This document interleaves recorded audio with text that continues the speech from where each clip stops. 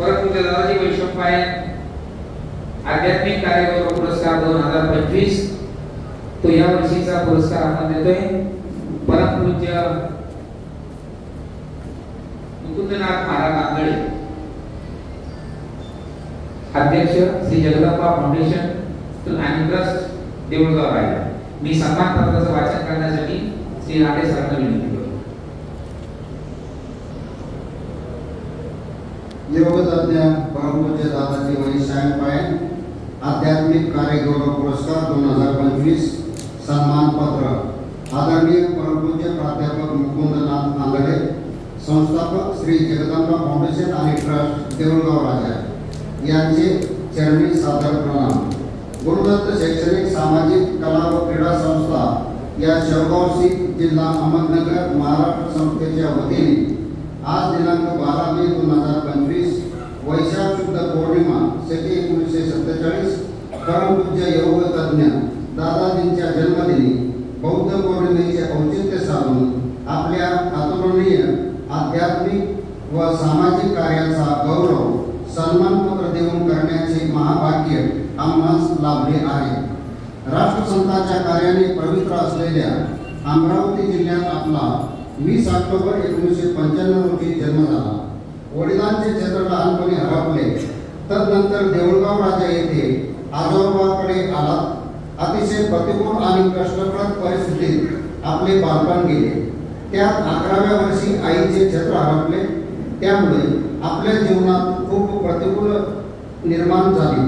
म्हणतात ना, प्रतिकूल परिस्थितीतच मनुष्य आपले पाय घट्ट करतो।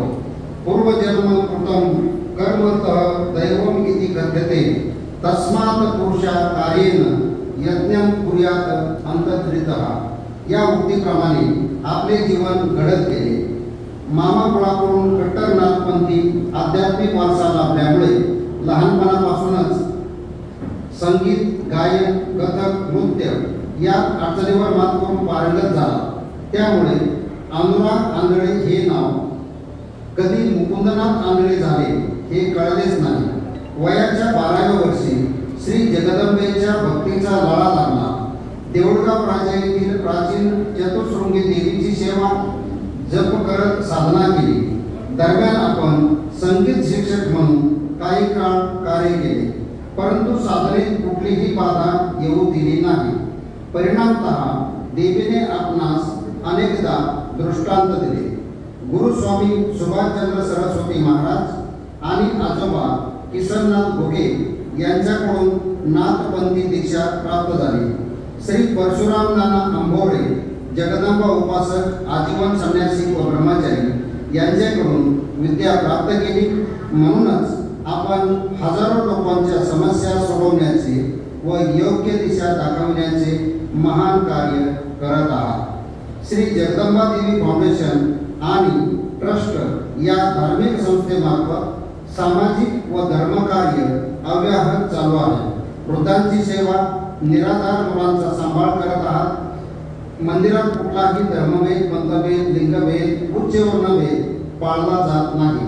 भक्ताकडून दिला जाणाऱ्या अत्यल्प देणगीतून आणि संस्था पदाधिकारी यांचे सहकार्याने आगामी काळात भक्तनिवास, अन्नछत्र, अनाथ आश्रम, वृद्धाश्रम, गोशाळा उभी करण्याचा संकल्प आहे। त्याकरिता आपण तन मन धन अर्पण करून ध्येय प्राप्तीसाठी प्रयत्नशील आहात। सेवार्थ परमो धर्मः या ब्रीद वाक्यानुसार अखंड कार्य चालत राहो हीच प्रार्थना। म्हणूनच आम्हाला आपल्यासारख्या आध्यात्मिक व सामाजिक बांधिलकी जपणाऱ्या आदर्श व्यक्तीला सन्मानित करण्याचे महाभाग्य लाभले।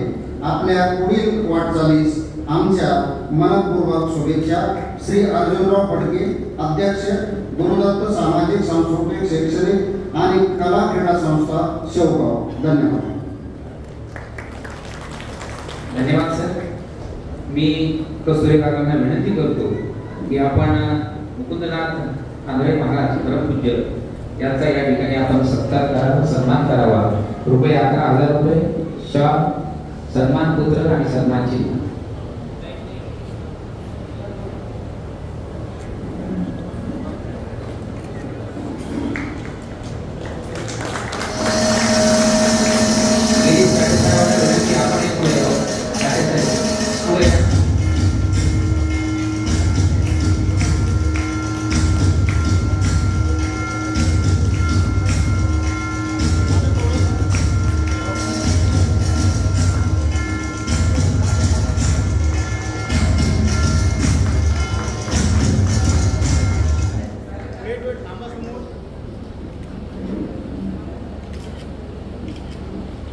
धन्यवाद.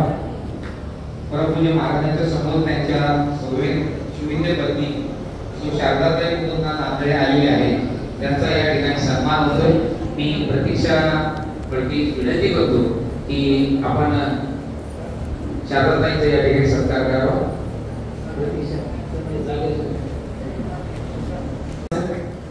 मी कस्तुरी काकांना विनंती करतो की आपण मुकुंदनाथ आंधळे महाराज परमपूज्य यांचा या ठिकाणी आपण सत्कार करावा, सन्मान करावा. रुपये 11,000 रुपये शाल, सन्मान पत्र आणि सन्मान चिन्ह.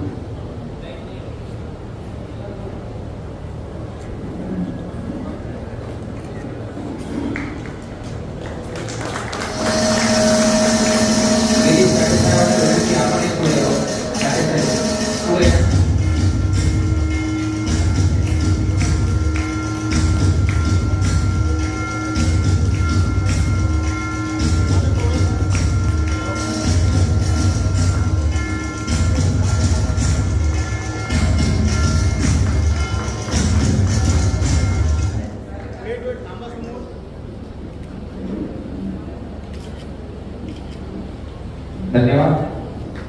परमपूज्य महाराजांच्या समोर त्यांच्या सुविन्य पत्नी श्री शारदाताई मुकुंदनाथ आंधळे आलेले आहेत. त्यांचा या ठिकाणी सन्मान होतोय. मी प्रतीक्षा पडकी विनंती करतो की आपण शारदाताईंचा या ठिकाणी सत्कार करावा.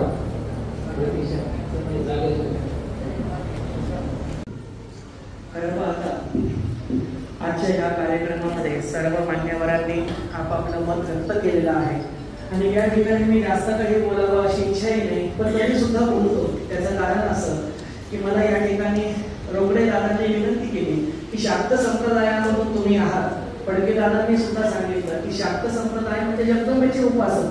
आतापर्यंत शिवभक्त प्रसिद्ध झाले, भक्त प्रसिद्ध झाले, नाथ भक्त प्रसिद्ध झाले, परंतु जगदंबेचा भक्त म्हणजे काय की ज्यांनी गळ्यामध्ये कवड्याच्या माळा घालाव्या, हातामध्ये परडी घ्यावी, 2-4 घरी भिक्षा मागावी, म्हणजे जोगवा मागावा, एवढ्या मर्यादित स्वरूपामध्ये दुर्दैवानं आज महाराष्ट्रामध्ये जगदंबेच्या भक्तांकडे बघितलं जातं की मला शोकांतिका वाटते. त्यामुळेच आज थोडासा 2 मिनिटाचा वेळ सर्वांसाठी घेतो, हरकत नाही, आणि थोडंसं या विषयावरती बोलतो. आज या ठिकाणी परमपूज्य योगतज्ञ दादाजी वैशंपायन यांच्या जयंती निमित्त जो आम्हा सर्व डॉक्टर आणि आध्यात्मिक क्षेत्रातील व्यक्तींना मान देण्यात आला त्याबद्दल सर्वात प्रथम मी गुरुदत्त आध्यात्मिक सामाजिक संस्थेचं या ठिकाणी जाहीर अभिनंदन आणि आभार व्यक्त करतो. या ठिकाणी सांगावंसं वाटतं, जेव्हा मनुष्य संकटामध्ये असतो, म्हणजे एखादा व्यक्ती बिमार असू दे किंवा त्या व्यक्तीला काहीतरी रोग झालेला असू दे, या ठिकाणी म्हणण्यात येतं की याला दवाची पण गरज आहे आणि दुवाची पण गरज आहे. दवा आणि दुवा दोन्ही पाहिजे. तसंच आज या ठिकाणी फार मोठं कार्य संपूर्ण संस्थेच्या मार्फत घडत आहे की दवा म्हणजे डॉक्टरी क्षेत्रामधील व्यक्तींना सुद्धा या ठिकाणी मानाचा सन्मान देण्यात आला. त्याबरोबर दुवा म्हणून आध्यात्मिक व्यक्तींना सुद्धा त्या ठिकाणी जोडण्यात आलं. म्हणजेच कुठेतरी दवा आणि दुवा म्हणजेच औषध आणि प्रार्थना या दोघांनाही एका ठिकाणी आणण्याचं कार्य फार मोठं या ठिकाणी आज घडत आहे. मी स्वतः जगदंबा देवी संस्थान जळगाव राजा ट्रस्ट अँड फाउंडेशनच्या मार्फत अनेक आतापर्यंत आध्यात्मिक कार्य केली. याची माहिती सर्व दादांनी दिली, ती मी पुन्हा रिपीट करणार नाही. पण त्यामध्ये विशेष मला सांगावं असं वाटतं, संपूर्ण महाराष्ट्रामध्ये पहिल्यांदा फक्त आणि फक्त जगदंबेच्या उपासनेसाठी उपासना शिबिर मी स्वतः महाराष्ट्रामध्ये सुरू केलं. ज्या उपासना शिबिराचा लाभ आतापर्यंत हजारो भक्तांनी घेतलेला आहे. या उपासना शिबिरामध्ये काय असतं तर साधं सोपं, आपल्या मार्कंडेय ऋषींनी सप्तशती हा ग्रंथ आपल्या सर्वांच्या हाती सुपूर्द केला आणि या ठिकाणी असणारे कस्तुरी गुरुजी यांचा फार मोठा त्यावरती अभ्यास आहे. त्यांच्यासमोर मी सप्तशतीवर बोलणं काही जास्त योग्य नाही ठरतात. परंतु सप्तशती असो किंवा जगदंबेचं नाम असो, असं म्हणतात की कलियुगी नामाची श्रेष्ठ म्हणजे ईश्वराच्या नामामध्येच मोठं सामर्थ्य आहे. भलेही तुम्हाला ओम जगदंबाय नमः इतकं म्हणता येत नसेल तर तुम्हाला जी कुठली देवी आवडते, रेणुका माता आवडते, रेणुका माता की जय म्हणा, तुळजा भवानी आवडते, आई राजा उधळ उधळ म्हणा, पण जेव्हा तुम्ही या नामाचा अखंड जाप सुरू करता आणि त्यासोबत तुम्हाला तुमच्या गुरूंचं पाठबळ लागतं, त्यावेळेला हीच जगदंबा कुंडलिनी स्वरूपामध्ये तुमच्या अंतरंगामध्ये प्रकट होते. आणि जेव्हा ही जगदंबा प्रकट होते तेव्हा अशक्यही गोष्टी शक्य होतात. हा आतापर्यंतचा माझ्या उपासना शिबिरामध्ये मी ज्यांना ज्यांना उपासना दिल्या त्यांचा अनुभव आहे. या ठिकाणी आज डॉक्टर उपस्थित आहेत, तर त्यांच्या माहितीसाठी मी या ठिकाणी सांगू इच्छितो, नावागावासकट सांगेल. पुण्याच्या भारतीय विद्यापीठामधून डॉक्टर वाघमारे म्हणून एक माझ्या भेटीसाठी आले आणि त्यांनी सांगितलं की मी स्वतः डॉक्टर आहे. म्हटलं तुमचं स्वागत आहे. आम्ही ईश्वराला मानतो म्हणे, पण डॉक्टरी क्षेत्रामध्ये जे डोळ्याने दिसतं आम्ही फक्त त्याला मानतो. ईश्वर आहे एवढं मला मान्य आहे, पण तुम्ही म्हणता जगदंबेचं उपासना शिबिर, ही तुमची जगदंबा मला डोळ्याने दिसेल का? म्हटलं डॉक्टर साहेब तुम्ही रोज मला 1 घंटा फक्त 40 दिवसासाठी द्याल का? म्हणे का? तुम्ही म्हटलं मला रोज 1 घंटा द्या, 40 दिवसांची मुदत द्या, तुम्ही मला तुमचे 40 दिवस द्या, मी तुम्हाला माझी देवी कशी आहे दाखवतो. मान्य आहे म्हणे. उपासना शिबिर केलं, त्यांना साधना दिली. 21व्या दिवशी डॉक्टर अनिकेत वाघमारे पुणे भारतीय विद्यापीठ यांना साक्षात श्री कलकत्ता महाकालीचं दर्शन प्राप्त झालं, स्वप्न दृष्टांत झाला.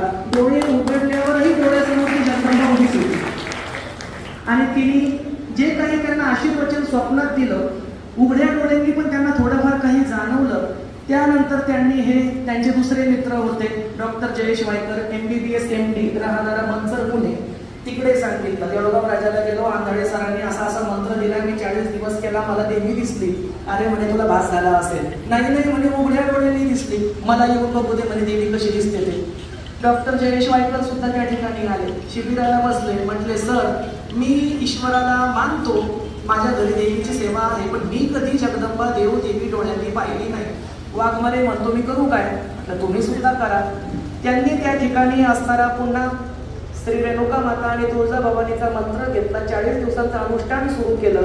डॉक्टर जयेश वायकर यांना सुद्धा साक्षात त्या ठिकाणी तुळजाभवानी आणि माहूरगडच्या रेणुकीने दृष्टांत दिला आणि त्यानंतर डॉक्टर वायकर आणि डॉक्टर वाघमारे यांनी अधिकृतरित्या माझ्याकडून शाक्त पंथाची दीक्षा घेतली. स्वतः गळ्यात कवड्यांची माळ घातली आणि म्हटलं 1 मिनिट, तुम्ही म्हणत होते डोळ्यांनी दिसल्यावरच मानेल. आणि हो म्हटलं हा व्हिडिओ मला युट्यूबवरती टाकायचा आहे, त्याच्यावर तुमची प्रस्तावना मला लागेल.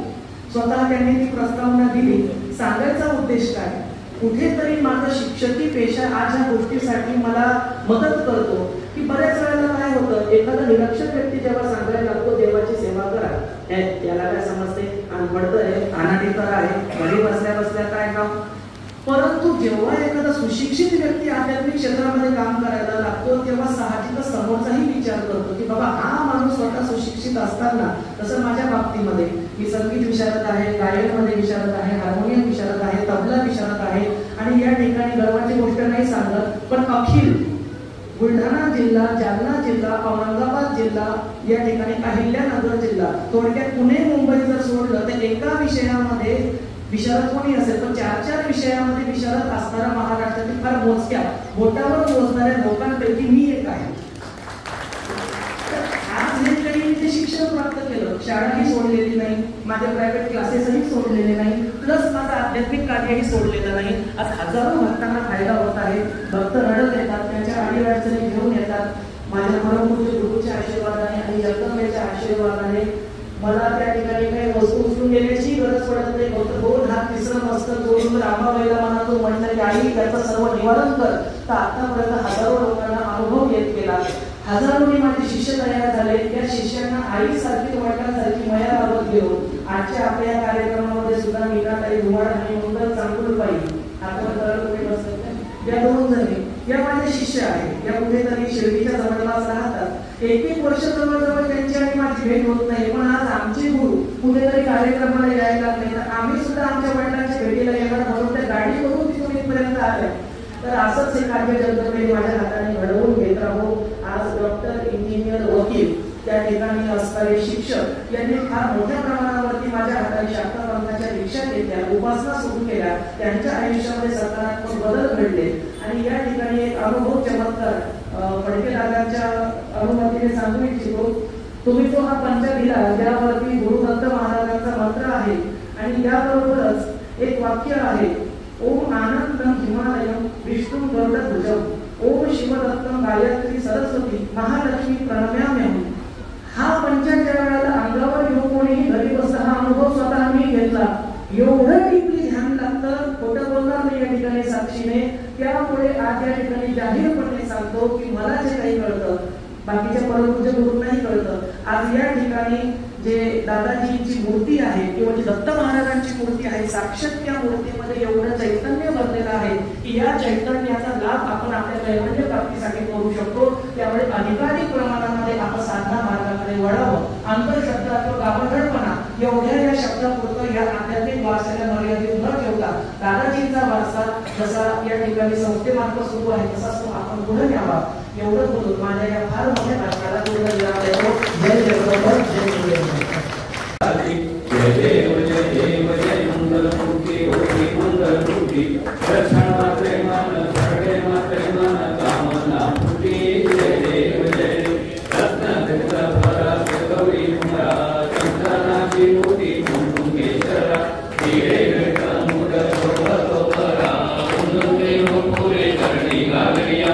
जय देव जय मंगलमूर्ती होती मंगलमूर्ती दर्शन मात्रे मन सर्वे मात्रे मन कामना फुटी.